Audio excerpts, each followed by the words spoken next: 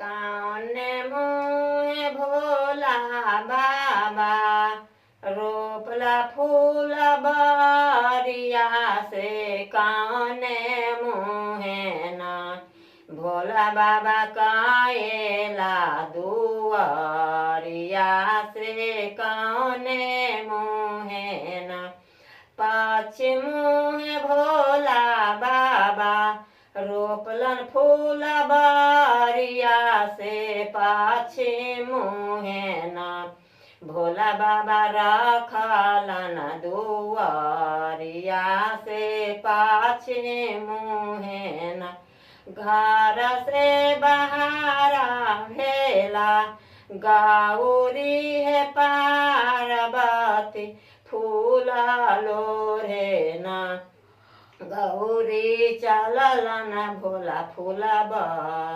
या से फूला लोरे ना बारी बारी फूल है गौरी नाहिरा भेजबला से छोटे फूलाना गौरी भोला के चढ़ावला से छोटे फूलाना से देखी भोला बाबा से देखी भोला बाबा रूसिए कचालन से हाजी पुराना भोला बौरा फूला लोर छन मालिनिया संगे ना भोला बाबा भोला फूल लोर छन मालिनिया संगे ना खोजेला चला लाना गौरी से पार्वती भोला के ढूढ़े ना भोला कहाँ चली गे ला बौरहबा भोला ना एक कोस गेला गौरी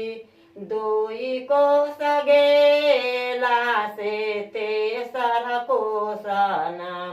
रास्ते में मिललो गाय चरबा तेसर कोसना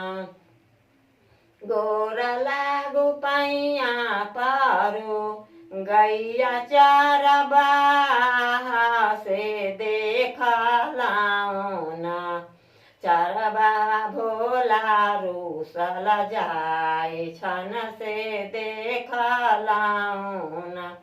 देखला में देखला गौरी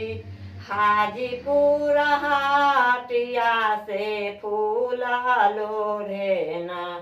भोला मालिनिया संगे फूलबा से लोरई छथिन ना तोहरो जे देबौ मालिन डाला भारी सोनमा से छोरी देहो ना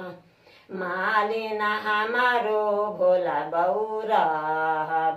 के छोरी देहो ना आगिया लगाएबो पार्वती डाला भारी सोनमा से नहीं न छोड़बो ना पार्वती भोला बौरा से नहीं न छोड़बो ना पार्वती भोला बौरा नहीं न छोड़बो ना।